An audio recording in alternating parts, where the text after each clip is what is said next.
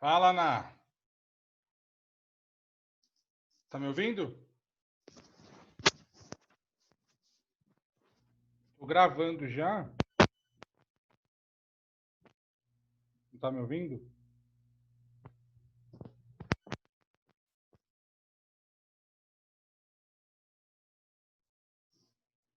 Pera aí, eu vou tirar meu fone, pera aí. E agora, Ná?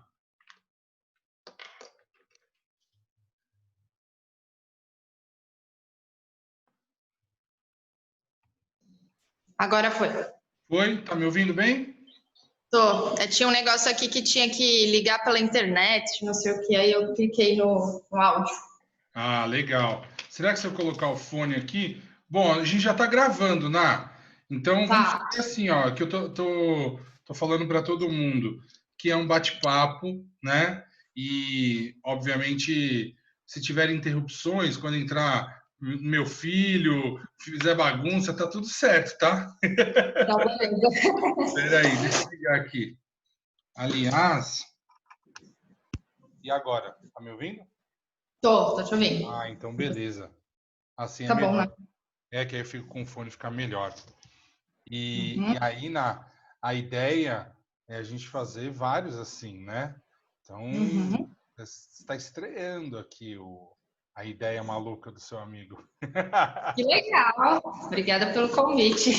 Ah, eu que agradeço, Ná. Você sabe então hoje que a gente vai falar de relacionamentos, né?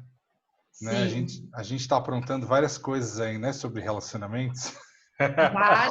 Várias coisas, dá para explorar bastante, né? Uma hora só de live também que a gente vai fazer vai ser pouco. Pois é, né? Mas senão a galera fica de saco cheio, né? Então a gente vai Também. dando os conteúdos aos pouquinhos, né? Ó, mas Sim. se bem que teve uma coisa tão legal, um vídeo lá Hum, que eu fiz, o de 26 minutos, que eu sei que você assistiu, isso foi sim. muito legal, porque as pessoas todas assistiram ao final, até o final e falaram: Meu, foi muito legal, eu assisti e tal. Então a gente também está mudando esse paradigma, né? Uhum. E assim, acho que você ter falado, né, no vídeo chamou a atenção, porque a pessoa meio que fala, nossa, é verdade, né? Aí que ela se dá conta, né, do que ela tá fazendo. Aí É, ela meio que se sente na obrigação, né? Ela fala, não, peraí, vamos ouvir. Daí ela realmente atenta aquilo, né? Não, mas foi muito legal. E, deixa eu te perguntar, quando eu pensei em falar sobre relacionamentos, né? Obviamente, porque no consultório, mesmo que a pessoa não vinha com essa queixa inicial, mas Sim, sempre vai aparecer. sempre.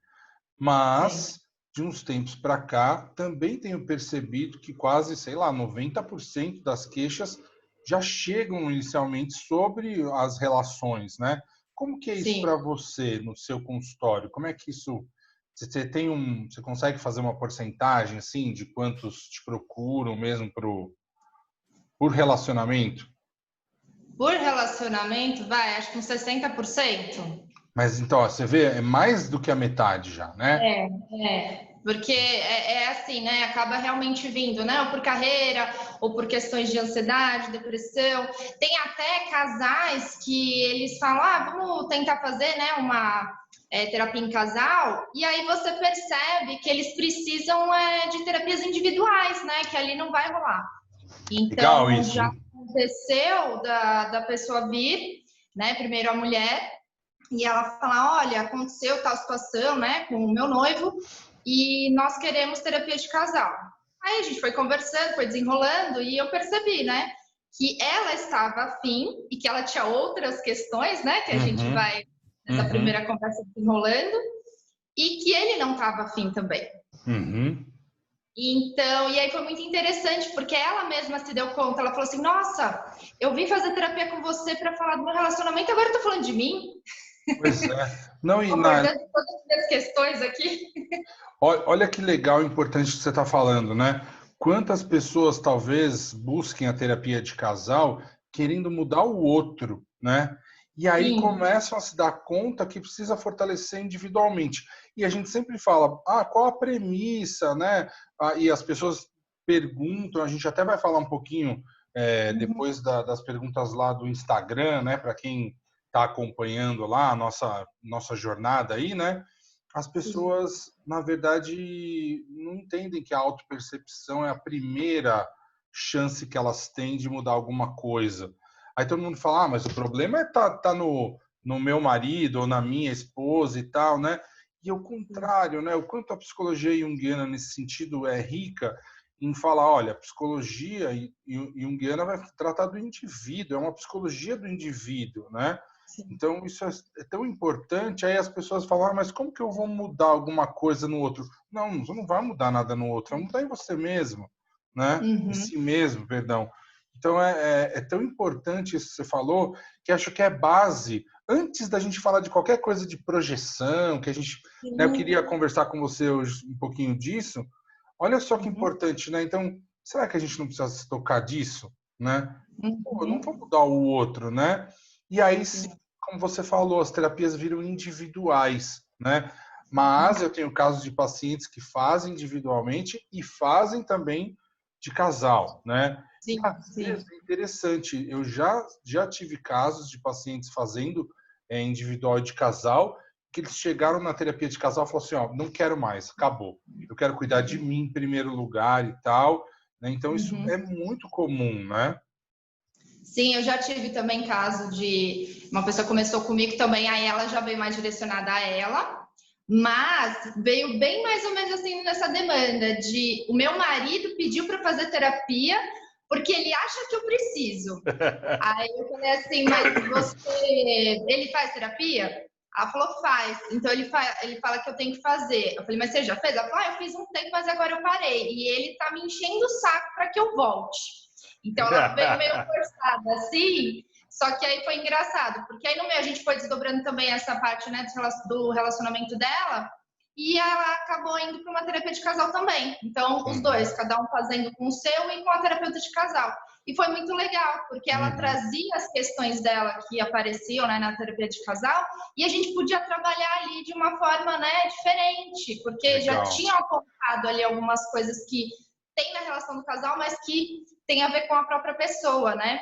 E quando legal. você fala dessa coisa de mudar o outro, me vem uma coisa muito do controle, de você querer controlar o outro. Então, quanto que a gente parece que tem uma certa necessidade, né? O outro Uhum. tem que fazer da forma que eu quero, o outro tem que entender aquilo que eu tô falando, mas às vezes eu não falo aquilo da melhor forma, né? Eu não falo de forma tão clara, mas eu quero que o outro adivinhe. Ou eu faço tal coisa, eu espero que ele saiba o que eu quero. Fica essa Isso. coisa aqui, né?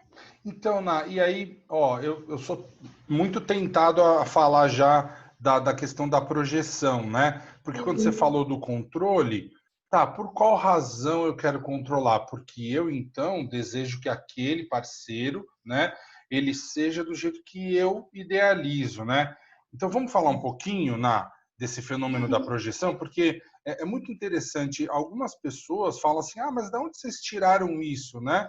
Bom, então, eu queria falar um pouquinho. Eu não quero que fique uma aula nem Sim. chato, né, nesse sentido, mas a gente precisa falar um pouquinho da onde o Jung tirou isso, né? Na verdade, as teorias psicanalíticas já falam, né, de projeção. Então, não foi o Jung que cunhou esse termo, né? Mas ele vai falar da projeção como um fenômeno inconsciente e que não é só para o parceiro, né, que a gente projeta tudo, né? Trabalho, filhos, né?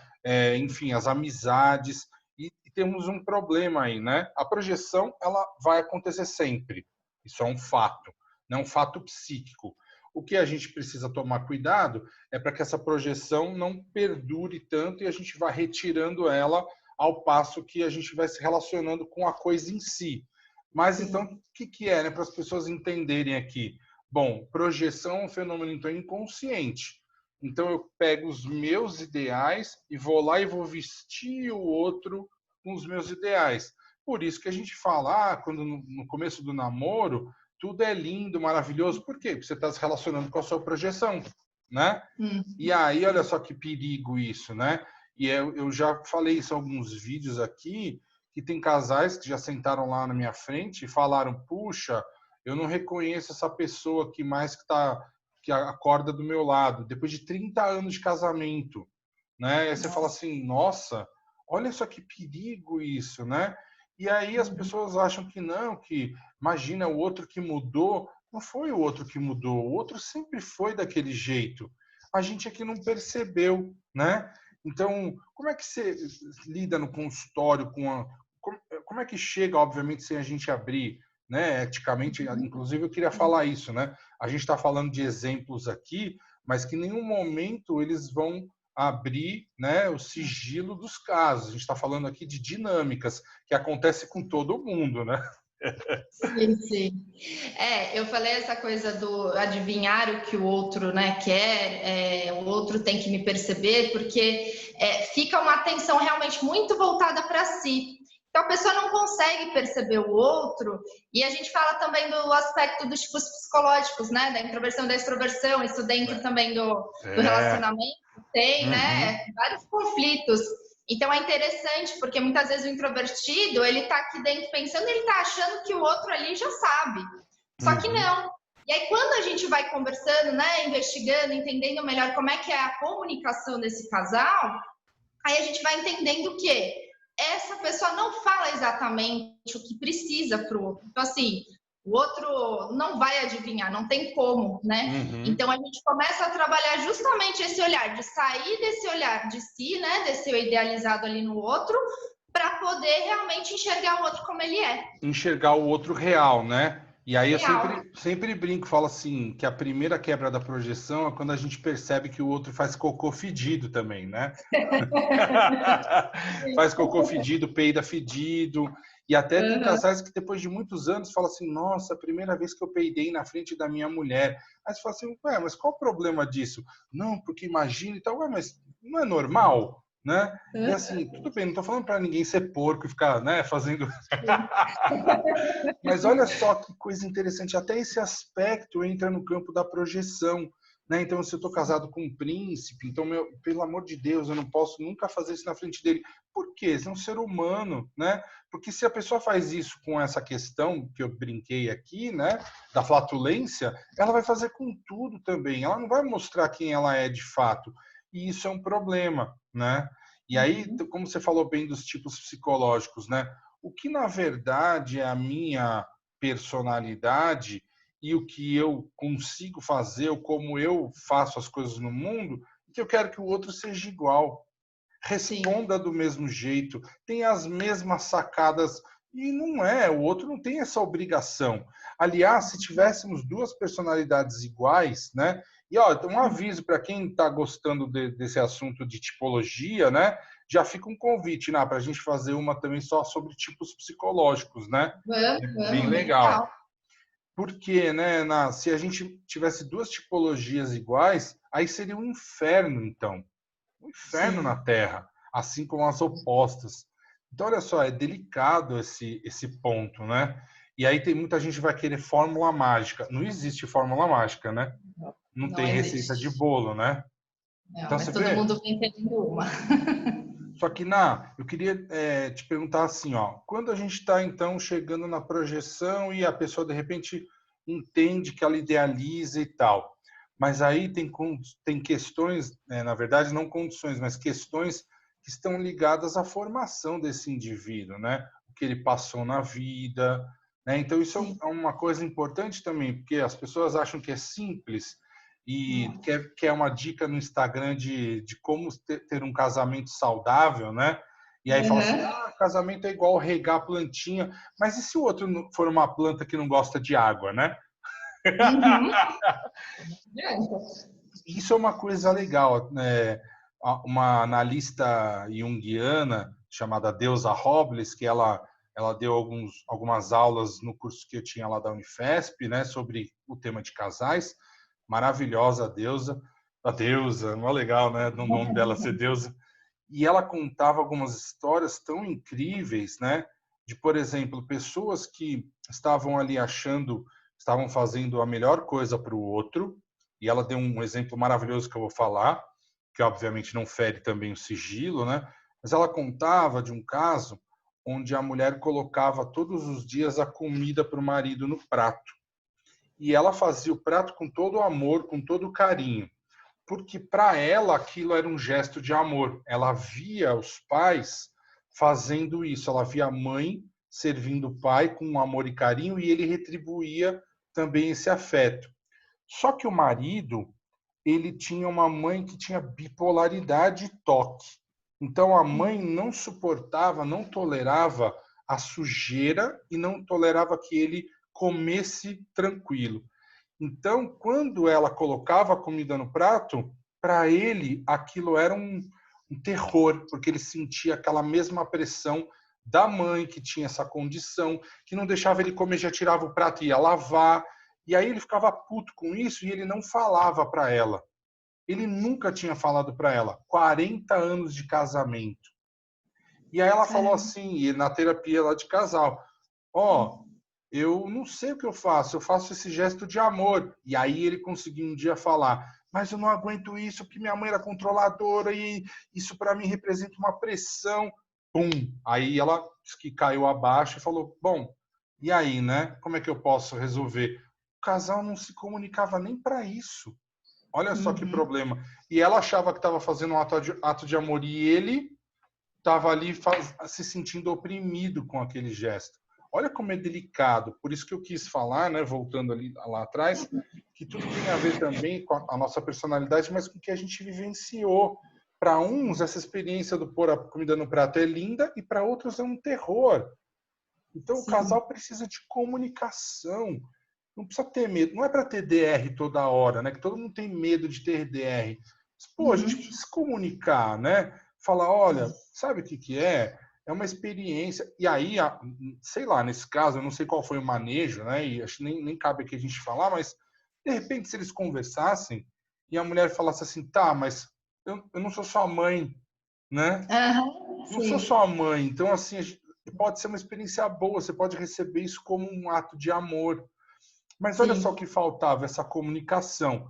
Ele não estava forte para falar, ela também estava resistente, porque também na cabeça dela, se é amor, tudo tem que ser aceito. E também não é verdade. Olha o celeiro que a gente está, né? Você percebe?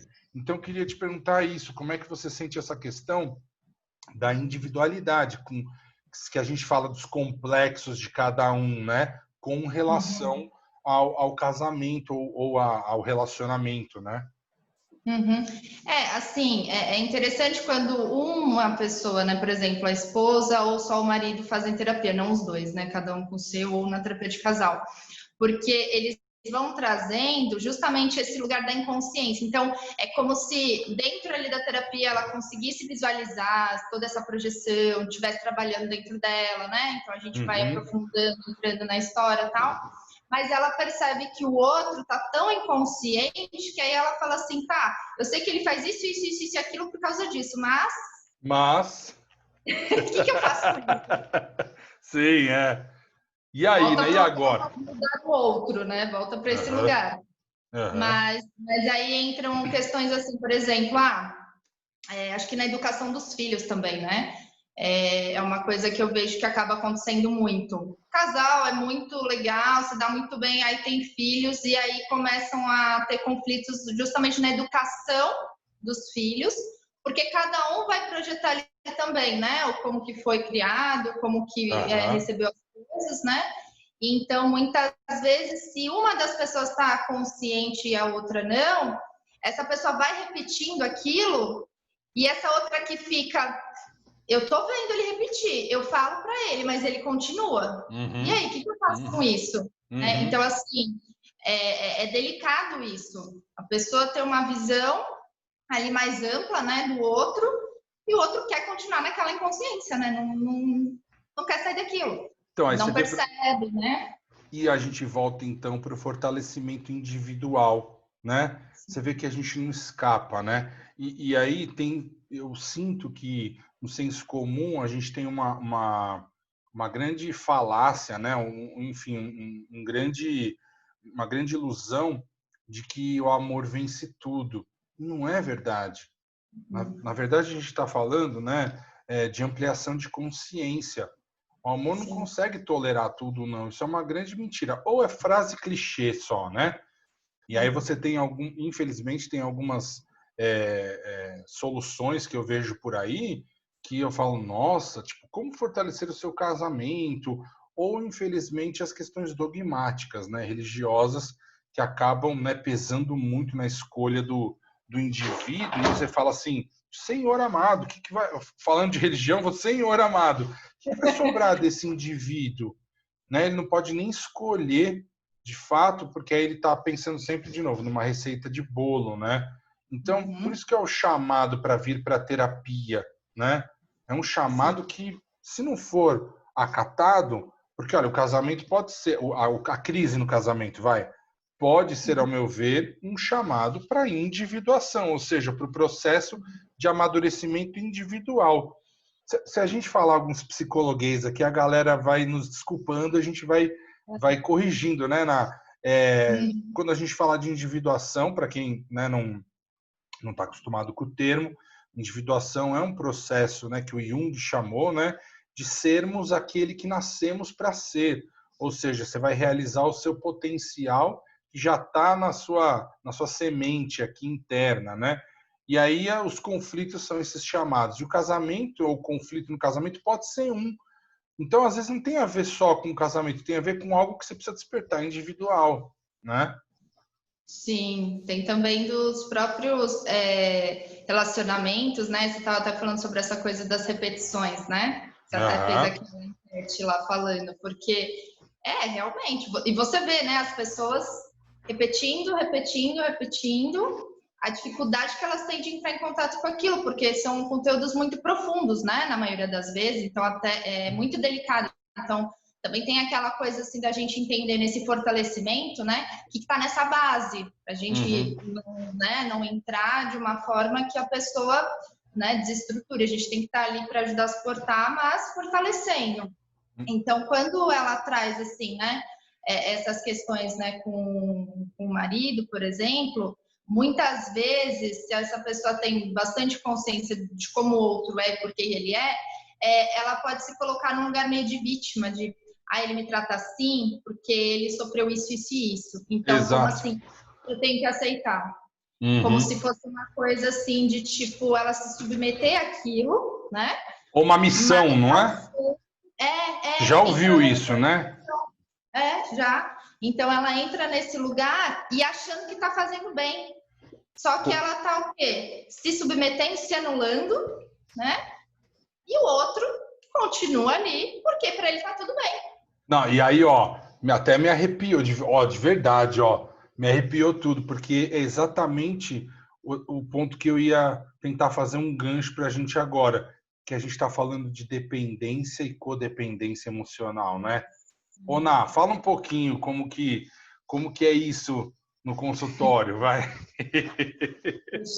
Vem bastante também, né? Tem várias questões, sei. E é interessante, né? Porque o perfil do codependente, até ele também, né, se dá conta disso. Tem até aquele testezinho, né, que a gente fala para fazer do site lá do Codependentes Anônimos, do CODA. E aí, quando eu falo para a pessoa fazer e ela fala, nossa, que 4 ou mais, né? Aí você 4. tem um perfil. Aí a pessoa, nossa, 8 daquelas perguntas eu respondi sim. Pois então, e aí ela começa a se dar conta, porque ela está muito voltada a viver para o outro, viver a vida do outro, né? Essa projeção sempre para o outro. Tem todo um lugar assim do controle, da tentativa de manipulação, de tudo isso que você vai vivendo, mas sempre olhando para o outro. Então, assim, onde está a sua própria vida nisso? Você não está olhando para a tua. E aí a pessoa desestrutura por alguma questão, você cai junto, né? Então, assim, começa a ficar uma coisa ali muito realmente, né, misturada, né, entre um e outro. Ô, Ná, e aí a gente não pode esquecer, né, porque as pessoas estão acostumadas hoje a ouvir falar dos relacionamentos abusivos, né? Mas o termo correto é dependência e codependência emocional, né? Mas a gente precisa entender um pouco de onde isso veio, né? Eu sempre gosto de comentar isso, até quando eu falo do CODA, dos Codependentes Anônimos, né? Porque ele foi criado a partir, né, dos estudos que os AAs, né, os grupos de alcoólicos anônimos, faziam as pesquisas com as mulheres dos dependentes químicos. Por que razão esses dependentes não melhoravam, né, ou tinham muitas recaídas? E ao investigar essas famílias, eles foram percebendo que os parceiros que abandonavam a própria vida, né? Ou seja, se submetiam, como você falou, eles largavam tudo para cuidar desses dependentes químicos. Só que olha que interessante, quando esse dependente químico melhorava, ele começava a ter mais autonomia, ia fazer as coisas e aí aquela pessoa perdia a função de cuidar do outro, né? E aí frases, isso tem lá na história do Coda, frases assim como você era melhor quando você bebia, eu gostava mais de você antes, e aí esses dependentes químicos caíam novamente, né? E tinham as recaídas. E aí você fala assim, nossa, a pessoa quer o mal do outro, quer que ele volte a beber? Não, porque a gente precisa olhar também para a sombra, não só do dependente químico, mas do codependente, ou seja, de quem está ali cuidando. Aí quando a gente fala de sombra também, só para explicar, né? Sombra não é só nefasto, né? Sombra é aquilo que está aqui atrás, inconsciente, que eu não vejo, né? E aí, nesse sentido, a gente sempre fala, o cara que quer cuidar, ou a mulher que quer cuidar muito, ela tem uma sombra, ou seja, está no inconsciente dela querer ser cuidada também. Porque essa história de, eu faço e não olho para reconhecimentos, não é verdade. A gente cuida porque a gente também quer ser cuidado. E aí você pensa assim, bom, baita força, a mulher tá ali ou o homem tá ali, e ó, não tem só a ver com mulher não, com o homem também que é codependente, né? E que tá ali, mudou a vida e tal. Só que aí que acontece, né? Pô, se tem tanta força, por que não saiu da relação? Ah, porque é o amor e tal. É o amor? Não, a gente tá falando de uma relação, né, de codependência. Então aí as pessoas falam, mas o relacionamento abusivo tem violência. Às vezes a violência não é física, é uma violência, como você falou, de manipulação, que vai tomando a vida da pessoa, ela já se despersonalizou, não tem mais nada dela ali, né? Sim. Então é só para a galera entender um pouco sobre essas diferenças que são importantes conceitualmente falando, né? Não dá para também categorizar tudo como relacionamento abusivo. E aí tudo vai ter a tipologia envolvida, né? A comunicação, como a gente estava falando, e a questão dos limites, né? Que até eu queria falar um pouquinho sobre isso agora, né? De novo, o amor não tolera tudo, né? Então a gente precisa trabalhar a questão dos limites. E acho que esse é um dos temas mais difíceis, porque como a pessoa tem uma tipologia, sei lá, de sentimento, e aí já é cuidador nato. Pega uma pessoa manipulatória, então ela vai ser manipulada. E aí juntou a fome com a vontade de comer. Então, acho que um dos temas muito interessantes que dá para se trabalhar é o limite. Falar assim, bom, e qual o seu limite? Por qual razão você aguenta tanto? Né? Mesmo o elástico, se você esticar muito ele, uma hora ele estoura, né? Então, como é que isso para você fica no consultório quando você tem que trabalhar limite? Assim, como é que você costuma fazer, Ná? É interessante porque, assim, justamente nesse lugar, né, que a gente está falando da codependência, a pessoa, ela se sente responsável pela outra, né, o codependente ali. Então, se muda alguma coisa, né, na relação, e se ela percebe, né, porque muitas vezes a gente fala assim dessa coisa da invasão, né, essa coisa do limite que você falou, né, então tem uma invasão, a pessoa não percebe, e ela, né, permite aquilo, né, vai repetindo aquilo, mas quando ela se dá conta disso, também é interessante quando a gente vai acessando, né, porque aí vem as emoções. Ela sentiu uma raiva daquilo que nem ela sabia. E outra coisa, pessoas que não sabem nem nomear que isso que ela sentia era raiva. Putz, boa, é fantástico, né? Esqueci de perguntar isso para você sobre a questão de nomear os sentimentos, né? Mas perdão, segue falando, Ná. Então, e aí começa a vir uma raiva e a gente fala assim, né? Muitas vezes a raiva, as pessoas elas veem isso de forma negativa, né? Só negativa, mas todos os sentimentos têm os dois lados, né? Tanto o bom quanto o ruim. Só que a pessoa muitas vezes por ter esse conflito acha que aquilo que ela está sentindo é errado. Aí ela não consegue sair daquilo, então ela precisa começar a confrontar o outro, né? Mas muitas vezes é interessante porque as pessoas falam assim, mas eu não gosto de conflito, eu não gosto de brigar, eu não gosto de causar nenhum tipo de estresse. Faz de tudo para evitar o conflito, né? Só que você tá vendo que a pessoa por dentro tá corroendo ali. E o pior é que Aí, evitar o conflito vai levar o quê? Uma hora? A explosão, né? Porque a gente não aguenta. então, Ou, se não for a explosão, pode ser o que a gente chama de implosão, né? Porque aí a pessoa deprime, fica sim. apática, aí o outro fala assim, o que está acontecendo com você, né? Porque é o único jeito que a psique tem, né? Que o psiquismo tem de mostrar, ó, tá uma merda isso aqui, né? Uhum, sim.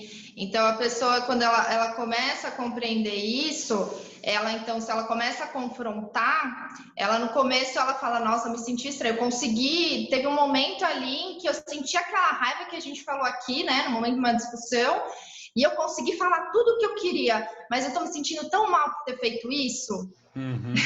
aquele padrão, né, que ela tá acostumada, ela tá Aham. fazendo, né, começando a perceber que ela tá fazendo diferente. Então, é lógico que vai causar uma estranheza, né? A Vai. psique, ela vai tentar trazer para aquele padrão de novo, né? Então, é interessante porque esse começo, né, é bem formiguinha, né? A passo de formiguinha que a gente vai indo. E eu até falo assim, né? Por mais que você esteja nesse processo de mudança, também existem as recaídas, né, nos padrões antigos, então, para a pessoa não se culpar, não se cobrar tanto, né, para ela ter paciência com ela mesma, porque aí a partir do momento que ela consegue, né, ir modificando e se confrontando o outro vai reagir também, ele vai falar, ué, por que ela tá fazendo isso comigo? Será que ela não me ama mais? O que tá acontecendo? Você vê? E é interessante, né? Porque você falou da raiva, né? A raiva é o combustível para a gente mudar. Lógico, se Sim, a gente souber canalizar isso. Porque se ela for isso. direcionada para o outro, ela vai destruir o outro e destruir a si mesmo. Mas se essa raiva servir para a gente dizer, chega, essa situação não quero mais, não permito mais isso. E aí, ó, de novo, a gente volta para o âmbito individual. A gente está falando o tempo todo aqui de relacionamento, mas a gente está falando do indivíduo. E essa é uma grande questão que as pessoas às vezes não sacam, né? Porque aí fica assim, ah, terapia de casal é lavar roupa suja. Não é verdade. A gente está falando do Uhum. comportamento do indivíduo. E eu sempre bato nessa tecla, porque senão fica uma coisa assim, ah, a terapia ela serve para elucidar coisas dos problemas ou dar soluções. Nada Não. disso, muito pelo contrário. Mas a gente vai ampliar a consciência do indivíduo, né? E aí você falou uma coisa legal, né? Ah, a pessoa não tem, às vezes, paciência, porque demora, né? Eu, quando chega um paciente, em qualquer situação, qualquer queixa, a primeira coisa que eu falo, ó, não existe psicoterapia breve para mim, tá? Tem gente que trabalha, eu não trabalho. Não faz Uhum. sentido nenhum para mim você falar que em 10 sessões você resolve alguma coisa. Vai mudar um comportamento de 30 anos em 10 sessões? Tipo, sei lá, né? Então, tudo bem, tem gente que trabalha muito bem aí com isso, mas na abordagem junguiana eu não sinto que isso é possível, né? Porque a gente tem um desabrochar das coisas, né? Então, tudo Uhum. bem, eu também não acho que a gente tem que ficar 30 anos na terapia, né? Alguma coisa está errada também, né? Mas você faz É. momentos, depois para e tal. No nosso caso é diferente, porque a gente faz terapia também por conta dos nossos pacientes, né? Porque a gente tem uma Sim. carga muito grande emocional para lidar, mas não dá para pensar a curto prazo nenhum Não. processo terapêutico, né? Então, é Não. legal a gente abordar isso, porque as pessoas saem também às vezes decepcionadas, falam, ah, mas eu queria que fosse mais rápido. Eu falo assim, ah, então, infelizmente eu não posso te ajudar, né? Uhum, sim. E nesse lugar que a gente está falando também, por exemplo, esse arquétipo, né, do Salvador, esse lugar em que eu tenho, né, que ajudar o outro, eu tenho que, quando ela vai tentar se ajudar, ela não sabe nem por onde começar. Quando ela vai É, começar a olhar para ela, que começa bem assim, no autocuidado, ela fazer coisas para ela, desde as coisas mais básicas, né, até outras coisas que ela quer fazer e que ela não faz, ela se anula. uhum, uhum. É muito simples. A gente, na verdade, assim, não é fácil, mas é simples, que a gente está falando de coisas bem básicas, né? Se for no caso da mulher, né? Se a gente fala desse resgate do feminino básico, quantas mulheres que chegam e você olha, ela não está com a unha feita, não tem uma maquiagem, né? Não está com um adereço, e a gente vai percebendo essas nuances, vai apontando, né? Às vezes uma Uhum. outra mulher, como você, terapeuta, pode ser até mais fácil, mas eu já tive vários casos quando eu apontava isso, era muito interessante, porque aí, fala, nossa, é a visão de um homem trazendo, né, que tipo, eu não fiz alguma coisa do autocuidado, né? E aí a gente cai nesse ponto do autocuidado, como é importante, né, o poder realizar as coisas que fazem sentido para você, né? E a gente não está falando de ir para Disney todo ano, né? A gente está falando do dia a dia, das micro coisas, Uhum. né, que fazem o nosso dia, né? E até perguntando isso para você, Ana, do teu público, assim, o que você sente mais que falta de autocuidado? É com o corpo, é com alimentação, é com, sei lá, roupa? O que você sente assim? Acho que tem um lugar assim do corpo, sim. Mas eu vejo que tem um lugar que aí já entra um pouquinho mais, do buscar o prazer para si mesmo na sua vida, né? O Hum, autocuidado nesse sentido, de eu conseguir perceber o que eu gosto, o que é bom para mim, porque às vezes a pessoa nem sabe.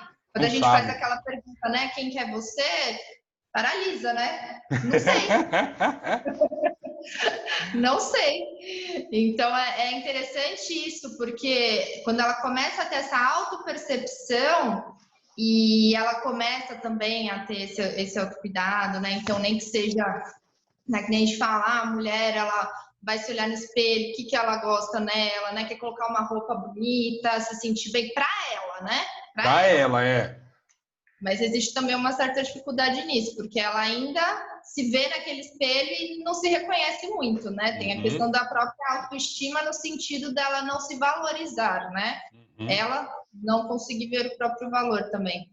Mas eu acho que entre o corpo, entre essa parte, né, então, né, dessa aparência ali, de como a pessoa se vê, mas entra muito esse lugar do prazer na vida, dela buscar aquilo que realmente ela gosta, que faz sentido, né? Porque aí a vida ela fica em preto e branco, né? Ela não tem cor. E você vê que interessante, ó, a gente não está falando de prazeres, a gente está falando daquilo que dá prazer para cada um e vai ser Isso. muito diferente, né? E pode até ter gente que quer viajar todo ano para Disney, tudo bem, a gente não está demonizando isso não, né? Mas a história é de fazer as coisas que fazem sentido, né? Porque senão a Uhum. gente vai deixando isso de lado e pode ser um comportamento simples assim, né? Eu já ouvi casos de pessoas que chegaram lá no consultório e falaram assim: nossa, eu não como mais o presunto Parma que eu comia, que era importante para mim. Mas por que você não compra? Ah, porque lá em casa falam que eu estou gastando muito e tal. Aí você fala, mas é o presunto Parma que vai, né, que vai mudar a situação financeira da sua família, né, e tal. Lógico, se estiver passando um momento de muita dificuldade financeira, óbvio, você vai apertar o cinto, mas assim, ad eternum isso, então tirou aquilo lá da pessoa, tipo, ela não pode mais, qual Uhum. razão isso, né? E a pessoa fala, não, tudo bem, porque é pela família, ou é pelo parceiro ou parceira, aí você fala, gente, mas é isso que vai levar a derrocada, né? Porque depois você vai Uhum. chegar num determinado momento, você vai olhar para você e vai falar, e aí, o que sobrou de mim? Nada? Não Uhum. sobrou absolutamente nada da pessoa ali, né? E a gente está falando de novo de coisas muito básicas, né? Coisas Sim. muito básicas. Ô, Ná, Uhum. deixa eu puxar um outro gancho aqui, ó. Eu tô com um livro aqui, dá para ver bem, ó. Dá, parceiros invisíveis. Parceiros Invisíveis, do John Sanford, né? E eu queria falar um pouquinho disso, porque que é legal a gente entender que antes do real, a gente estava falando isso no começo, né, da projeção, antes do real chegar, a gente tem parceiros invisíveis que se relacionam, né? E aí as pessoas vão falar assim, nossa, mas como isso, né? Que coisa mística é essa, né? Mas não é místico, né? Quando a gente fala desse conceito, né, dos parceiros invisíveis, é importante a gente entender, e aí, de novo, não importa o gênero, tá? Mas a gente precisa falar para as pessoas isso. Todos nós homens temos um ideal de mulher aqui interno e todas as mulheres têm um ideal de homem interno. Isso segundo a teoria junguiana, tá, gente? Então, assim, não tem, em outras abordagens isso não acontece. A gente está falando sobre a ótica da psicologia junguiana, né? E esse ideal que eu projeto, e é isso que no livro o autor chama de parceiro invisível, é o seu ideal pulando lá e vestindo o outro, né? E ele também vai falar uma coisa interessante que essa projeção ela está ligada aos nossos humores. Então, quando a gente, né, tá pé da vida e tal, a gente vai projetar só a sombra no outro. E aí a gente não está percebendo, né, que a gente também faz isso. Aí o outro vira a personificação do mal. E aí a gente ouve isso, né? Meu parceiro é a pedra no meu sapato, a desgraça na minha vida. Opa, peraí. Você está falando de você, né? E o sucesso, né, também. Às vezes a pessoa fala assim, todo o sucesso da minha vida é o parceiro que está ali ao meu lado. Aí eu queria lembrar as pessoas que o parceiro pode ser uma ponte para que você desenvolva essas coisas dentro de si. Mas quando a gente está falando, né, do indivíduo, não tem outra explicação. É isso que a gente precisa desenvolver em nós. O parceiro representa isso. Ele pode ser um lugar de encontro dessa boa disposição, né? Por isso que eu até queria comentar que eu escrevi, né, lá na pós lá que a gente fez de Jung, né, que eu escrevi sobre a projeção dos nós homens, que pode ser, né, colocada na parceira e representar uma ponte para que eu faça o meu caminho de evolução, né? E que isso é maravilhoso. Mas eu não posso jogar a cobrança toda dos erros e acertos na parceira ou no parceiro, né? E que isso realmente é um grande problemão, né? Até eu lembro que quando eu apresentei, né, o trabalho, a professora Ana Gaurão lá falou: e quando acabarem as projeções, o que você vai fazer com a sua, né, com a sua ponte, né? E olha que legal isso, né? É lógico que a gente escreve o que a gente está vivendo, né? E obviamente eu vivi isso. E agora vai ter a segunda fase. Espero que seja um tema de mestrado, por exemplo. Mas olha que legal isso, quando a gente percebe, a gente vai saindo das enrascadas. Mas perceber que esse parceiro invisível, quando eu projeto ele no outro, ele pode ser uma ponte para eu melhorar essas coisas em mim, e o outro representa aquilo que eu não tenho, que eu preciso integrar, né? Sim. Isso é de uma beleza, né? E aí depois, às vezes, integrou e ok, e aí os caminhos também ficam diferentes. Então, o amor também acaba assim. Mas por quê? Porque eu não tenho mais o que encaixar no outro ali e tá tudo bem. Não odeio a pessoa, não tem aquela coisa de que a gente escuta assim, ex-bom é ex-morto, né? Mas não é, porque os caminhos só fizeram assim, tudo bem, né?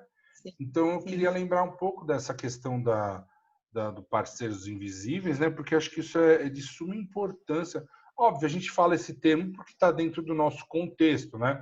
Mas sempre lembrando que isso tem a ver com o que a gente idealiza no outro, né? Essas projeções. E aí, né, eu queria te perguntar da repetição dos comportamentos, que a gente já falou um pouco, mas não com essa cara, né? Quando eu estou repetindo muito esses comportamentos, então eu não estou sacando o que está acontecendo aqui comigo e estou projetando no outro sempre a mesma coisa. E aí a gente cai nos relacionamentos ou abusivos todas as vezes, ou somos codependentes o tempo todo, ou passamos para dependentes, enfim, a gente vai trocando. Mas por quê? Não está consciente daquilo que é individual, né? Como que você saca isso aí no consultório da repetição dos padrões aí? É interessante você ter falado essa coisa do que a pessoa, né, acaba demonizando o outro, né, e não se vê, porque eu vejo da seguinte forma: às vezes a pessoa, né, então, até ela entrar no processo de individuação dela, ela está passando por uma crise, e você vê realmente isso, né? Nossa, a outra pessoa ali é a pior do mundo mais. E aí, quando ela começa a entrar em contato com a alma dela, né, quando ela começa a entrar em contato com quem realmente ela é, e ela começa a entrar no processo de terapia, né? Que aí é também esse lado, né? Não é só fazer terapia, mas é entrar no processo. Cada um tem o seu tempo também, né? E nisso, a pessoa ela começa a se perceber de outra forma, e aí ela começa a perceber o outro também. Nossa, Exato. quão maravilhoso meu marido é ou a minha esposa é. É muito interessante isso. Você falou, É, eu lembrei na hora aqui de algumas situações, né? ela se apropria da própria força e também Isso. começa a reverenciar a força que tem no outro, né? Aí é Sim. uma relação já de um ciclo de consciência bem empático, né? De alteridade mesmo, né? E aí a Uhum. pessoa consegue, mas você vê, primeiro tem que se enxergar, não adianta, né? E as pessoas Sim. partem do princípio que eu tô com um problema, eu queria entender o que acontece lá com a minha esposa. Eu falo, então, não dá. Só dá para entender o que acontece com você, né? Então é Uhum. tão importante isso, mas esse tema é muito extenso, né? Esse tema ele tem muitos desdobramentos aí e a gente obviamente vai falar de outras Uhum. coisas, né? Com relação relação a relacionamentos, né? Uhum. Mas tem uma coisa interessante que eu queria trazer, que parece que vai fugir um pouco, mas não vai fugir, que são os sonhos de casal.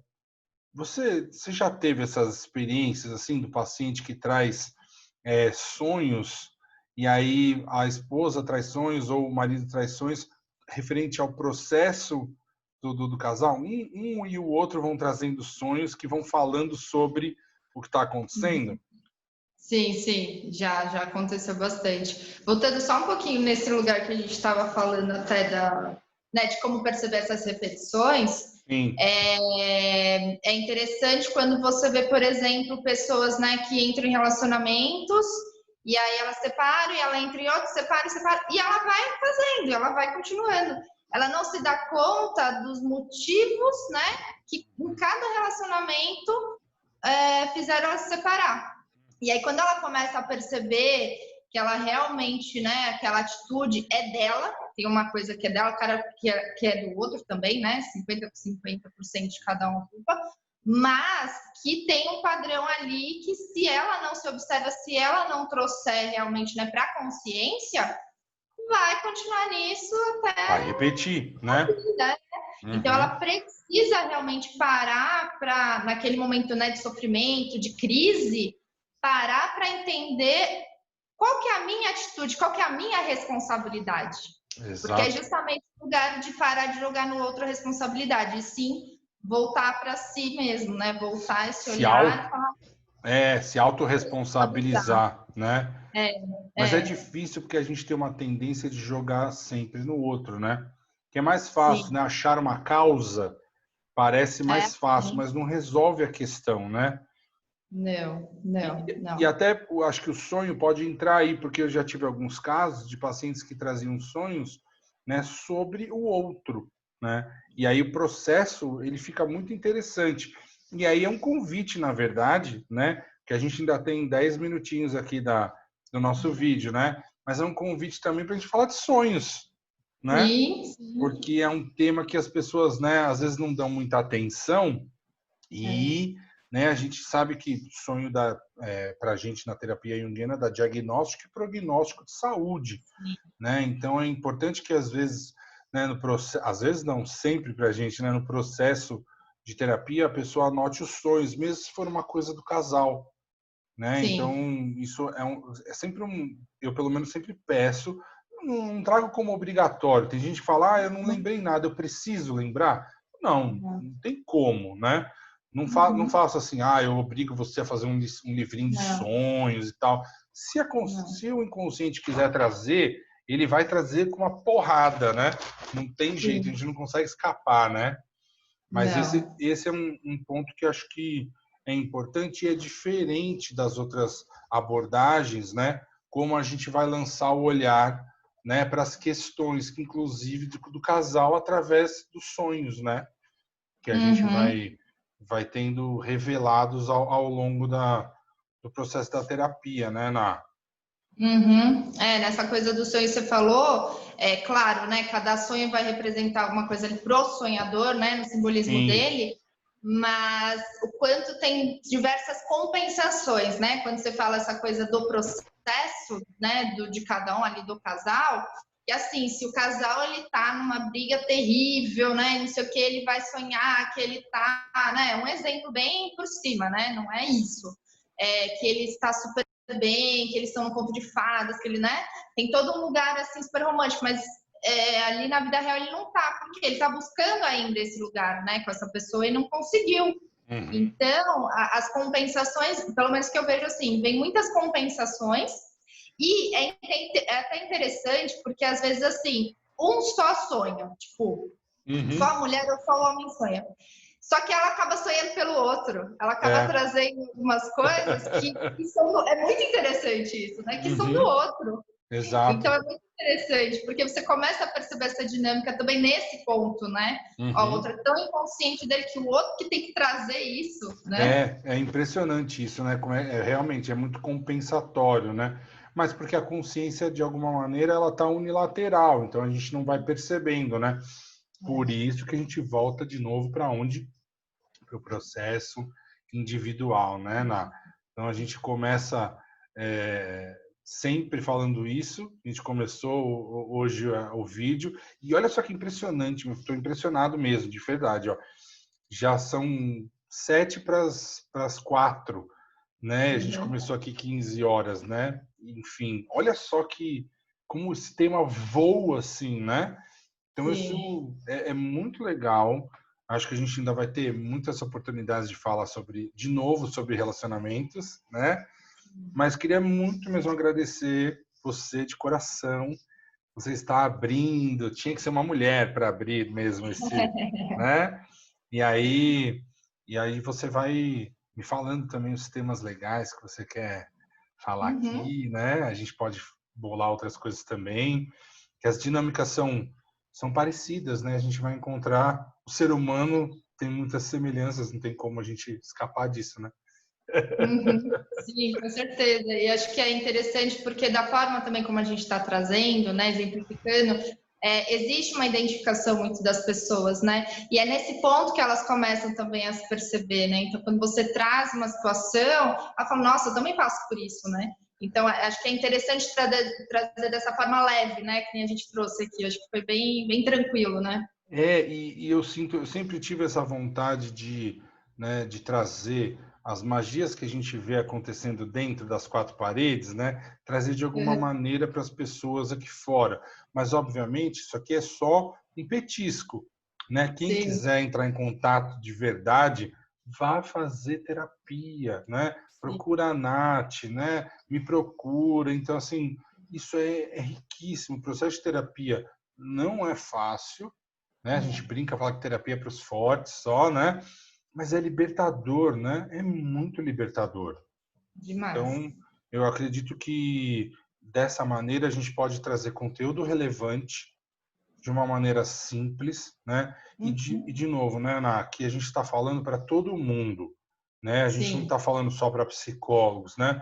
Eu sinto às vezes que tem uma restrição às vezes desse conteúdo e as pessoas ficam ali, nossa, mas eu não entendi o que ele falou, né? Porque falou técnico e tal. E acho que agora a gente consegue falar assim de uma maneira muito simples e direta, né? Claro, tem uns psicologuês que não tem jeito, né? Mas a gente tem essa ideia de trazer o tema bem palatável, né? Para todo mundo conseguir sacar, né? Sim, sim. Ah, eu gostei bastante. Me senti Legal, bem à Ná. vontade, legal aqui e agradeço muito pelo Ah, convite. eu que agradeço, né? Fiz fumaça aqui, olha que maravilha. Viva a tecnologia, né? Viva! Ná, brigadão. Beijo e a galera vai aguardando novidade que a gente vai fazer um monte de coisa, né? Boa. Tchau, Beijo, tchau. Ná. Tchau. Beijo.